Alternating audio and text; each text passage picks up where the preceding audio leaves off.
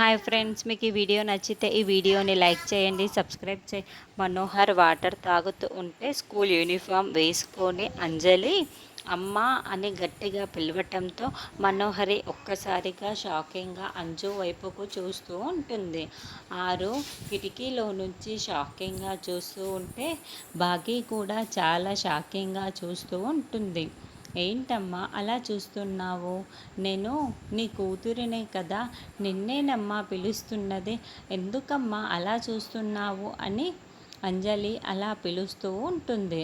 దాంతో మనోహరి ఒక్కసారిగా తన కూతురు దుర్గని గుర్తు చేసుకుంటూ ఉంటుంది. అదేంటి, ఈ అంజలి ఉన్నట్టుండి నన్ను అమ్మ అని పిలుస్తుంది అంటే నా కూతురు దుర్గ ఈ అంజల అని మనోహరి రకరకాలుగా ఆలోచించుకుంటూ ఉంటుంది. అయితే అంజలి మనోహరిని స్కూల్కి తీసుకువెళ్ళి ప్రిన్సిపాల్తో మాట్లాడించడానికైనా ఇలా ప్రవర్తిస్తుందా అన్నది నెక్స్ట్ ఎపిసోడ్లో చూద్దాము.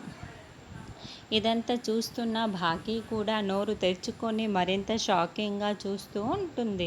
అయితే అంజలి ప్లాన్ ప్రకారమే ఇదంతా చేస్తుంది అని మిస్సమ్మకి అర్థమైపోయి ఉంది లేదా అన్నది నెక్స్ట్ ఎపిసోడ్లో చూద్దాము.